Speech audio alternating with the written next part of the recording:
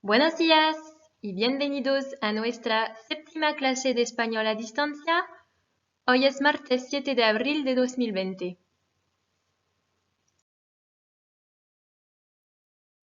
Vamos a volver a lo que teníais que hacer para hoy. Teníais un resumen que redactar a partir de las informaciones del cuadro y del video, utilizando los verbos siguientes: durar, gobernar, sublevarse, morir, exiliarse, entrar, autoproclamarse, instaurar. Teníais que utilizar el pretérito imperfecto y el pretérito indefinido. Donc vous aviez un résumé à faire à partir des informations du tableau ainsi que de la vidéo que nous avions vue la dernière fois. Il y avait des verbes à utiliser, et vous deviez également utiliser deux temps du passé, l'imparfait et le passé simple. Donc je corrige. Correction del resumen.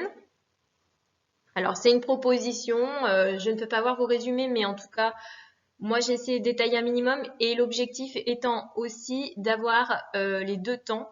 Donc, en bleu, vous allez retrouver à chaque fois l'imparfait qui, je rappelle, sert à évoquer un contexte, décrire ce qui s'est passé, mais décrire le contexte, les circonstances, d'accord? Et le passé simple est donc en vert et là, c'est pour parler des actions qui sont terminées, ponctuelles, qui se sont produites. Donc, antes de la guerra, en España había una república, un gobierno democráticamente elegido por los españoles que votaron en las elecciones. Gobernaba el Frente Popular. Pero en 1936 estalló la Guerra Civil Española. Aquella guerra duró 3 años y terminó en 1939. Donc dans ce premier paragraphe, on vous parle du contexte avant la guerre. C'est pour ça qu'on a utilisé l'imparfait en bleu.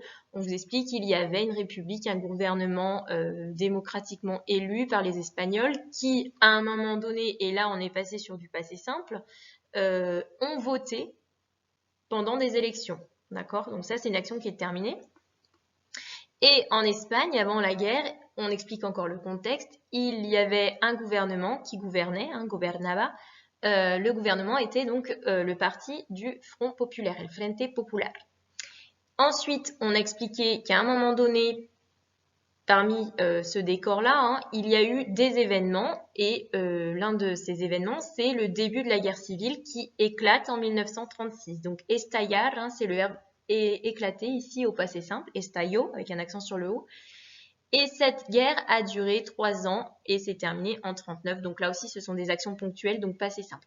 On reviendra sur aquella que j'ai souligné, qui se traduit par un adjectif démonstratif ici, c'est cette guerre. Alors on verra pourquoi on a utilisé aquella dans la prochaine vignette. Seguimos. Alors, se enfrentaron dos bandos. Por un lado luchaban los defensores de la República, llamados los republicanos y designados como los rojos por sus enemigos, y por otro lado había los sublevados o los nacionales, nacionalistas, que apoyaban al general Francisco Franco, serán los futuros franquistas, y que estaban en contra del gobierno. Donc, dans ce paragraphe, on est en train de vous expliquer les deux camps qui se sont affrontés pendant la guerre civile. Enfrentarse, c'est donc s'affronter. Je l'ai mis au passé simple ici, puisque c'est une action ponctuelle, terminée. Donc d'un côté, il y avait les défenseurs de la République, d'accord, qui luttaient. Donc ici, lutter, c'est de l'imparfait, luchaban. On explique les circonstances. Ils étaient appelés les républicains, los republicanos, et désignés comme los rojos, les rouges, par leurs ennemis. D'accord? Leurs ennemis, c'était l'autre camp, d'accord? Qui étaient les nacionales, los nacionales, qui se sont, rappelez-vous, rebellés contre le pouvoir en place. C'est pour ça que j'ai mis aussi estaban en contra del gobierno, donc ils étaient contre le gouvernement. On les a appelés los nacionales, los nacionalistas, et plus tard, on les appellera los franquistas, puisque ce sont eux qui ont appuyé le général Franco, qui est à l'origine de cette guerre.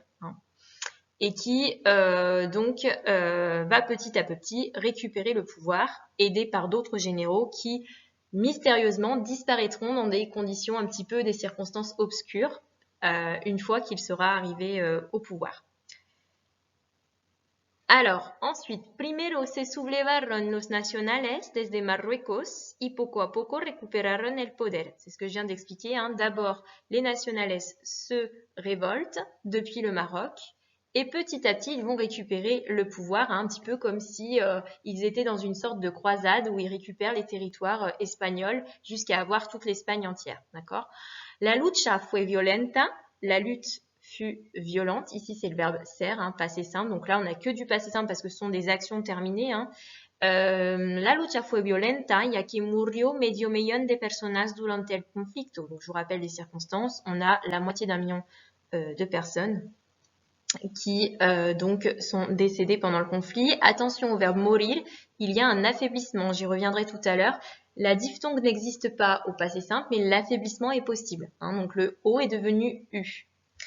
Le O qui est une voyelle forte est devenu une voyelle faible, d'où le nom affaiblissement. Hein. Donc cet affaiblissement a lieu sur les personnes 1, 2, 3, 6. On verra tout à l'heure en détail. Luego acabó la guerra cuando el 28 de marzo de 1939 los nacionales entraron victoriosos en Madrid. Donc ensuite, hein, luego veut dire ensuite, la guerre s'est terminée. Le 28 mars 1939, quand les nacionales sont donc entrés victorieux à Madrid. Ils avaient terminé, ils avaient conquis tous les territoires espagnols. Et c'est à ce moment-là que Franco va s'autoproclamer chef des chefs, hein, et en l'occurrence chef des armées, chef de l'Espagne.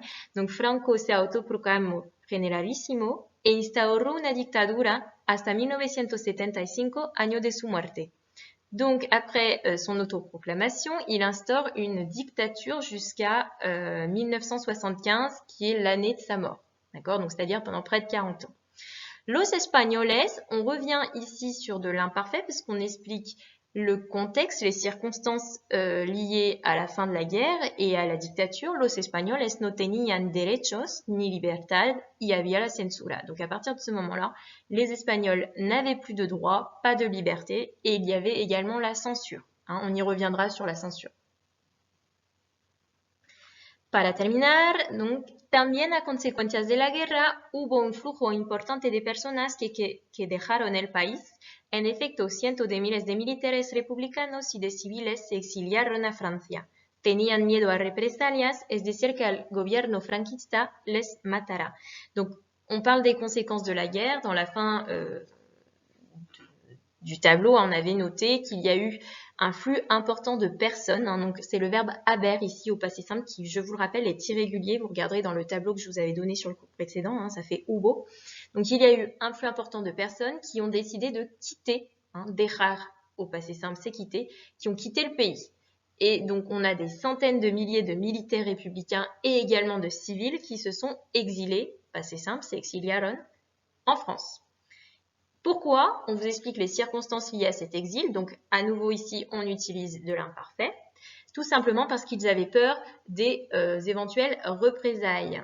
Parce que le gouvernement franquiste, bien sûr, a pourchassé tous les ennemis, tous les opposants au régime et n'a pas hésité à les tuer. Donc ici, on vous a dit « Es decir que el gobierno franquista les matara ». Je vous rappelle qu'après « tener miedo a » ou « a que », en l'occurrence, ici, on a du subjonctif. Comme on est dans le passé, subjonctif imparfait. C'est une probabilité, une éventualité ici, hein, qui est exprimée par la phrase. Ils avaient peur d'être tués. Hein. Donc ici, c'est pas un fait qui s'est produit parce qu'ils sont partis, mais c'était une éventualité. Donc matara ici est au subjonctif imparfait. Je laisse pour l'instant de côté le subjonctif imparfait. Je veux absolument que vous maîtrisiez par contre l'imparfait et le passé simple.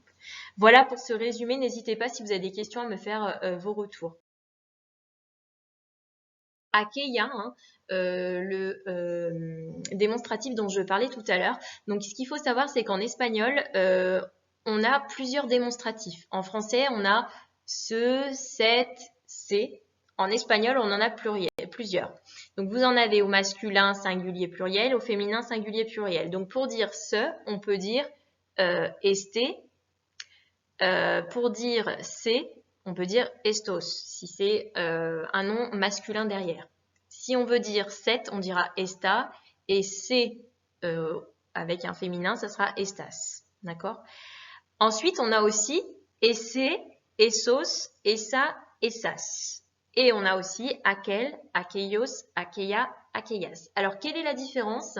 La différence, c'est qu'en espagnol, le démonstratif, en fait, va tenir compte de la distance physique ou géographique, si vous voulez, du locuteur par rapport à la chose qu'il désigne. Et également, ça peut être la distance, donc dans l'espace, hein, la distance dans l'espace, et la distance également par rapport au temps. D'accord? Donc, on va tenir compte de la distance spatio-temporelle, finalement. Donc, plus la chose désignée va être proche du locuteur, plus on va utiliser finalement esta. Par exemple, esta casa, hein, vous avez le monsieur sur le dessin, esta casa, ça veut dire qu'elle est proche, está cerca del locutor. Ensuite, esa casa es una distancia media. Ici, on vous parle d'une maison qui serait un petit peu plus loin dans l'espace. Donc, on utiliserait davantage esa. Et si cette maison est située vraiment loin ou plus loin, on utilisera aquella casa, hein, lejos signifiant loin. Donc voilà, donc là c'est par rapport à la distance géographique, physique du locuteur par rapport à la chose qu'il désigne, hein, pour dire cette maison. Donc nous on n'a que cette maison en français, mais en espagnol on va devoir choisir entre esta, esa et aquella. Donc tout dépendra ici de la proximité du locuteur. Si on veut parler de quelque chose au niveau du temps qui est proche du locuteur, c'est pareil. Par exemple, il veut parler de cette soirée-là, esta noche. Hein, cette soirée, par exemple, imaginons qu'il parle de la soirée de ce soir, esta noche. S'il veut parler d'une soirée qu'il aurait fait il y a 2-3 jours, ça serait esa noche. Et s'il veut parler d'une soirée qu'il a faite il y a plus longtemps, il y a 1, 2, 3 mois en arrière ou même plusieurs années en arrière, il dira aquella noche. D'accord?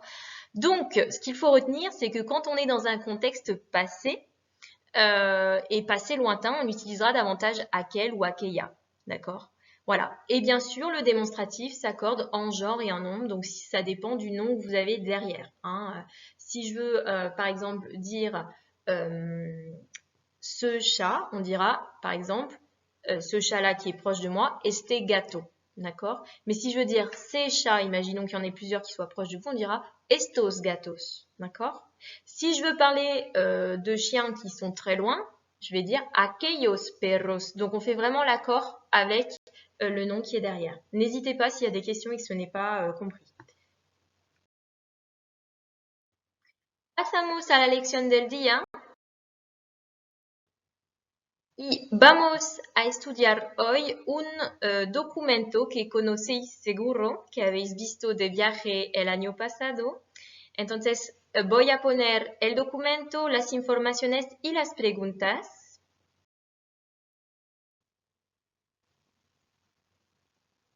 Primera pregunta, presenta el documento y precisa quién era Picasso.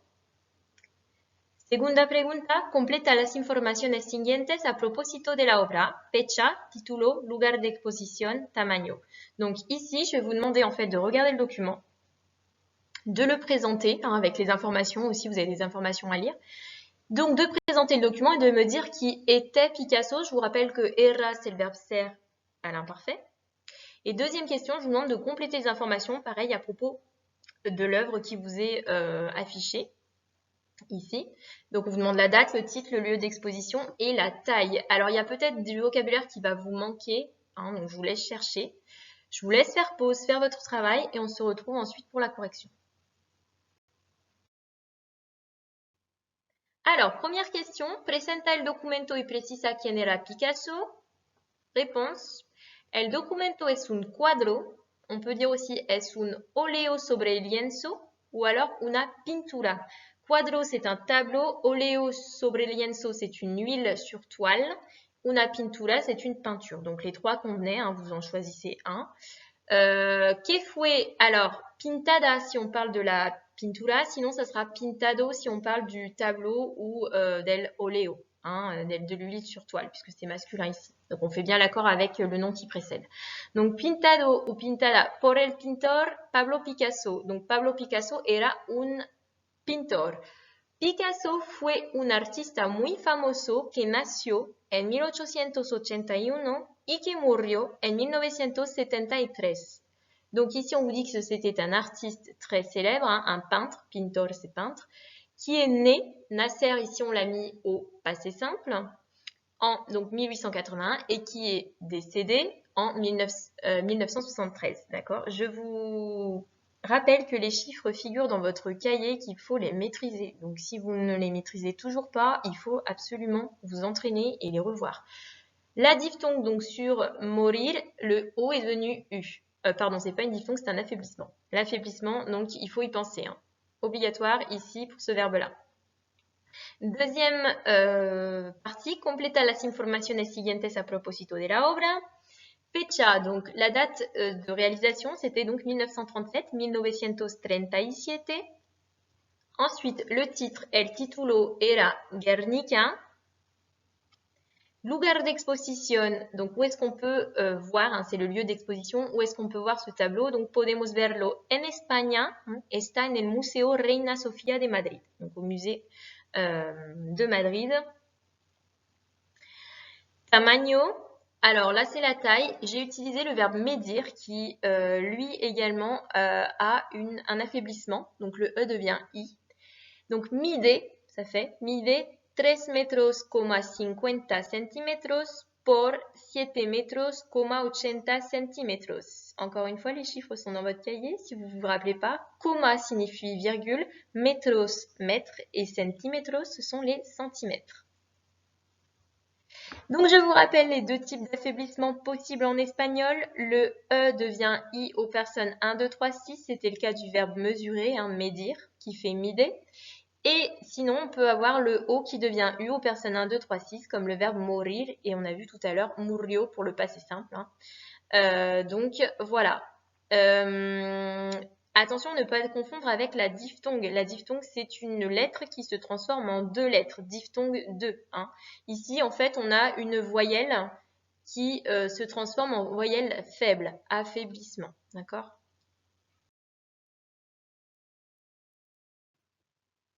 Y terminamos con los deberes. Donc pour vendredi 10 avril, je vous demande de répondre à la question suivante. A partir de las imágenes siguientes, explica en detalle lo que pasó el día 26 de abril de 1937.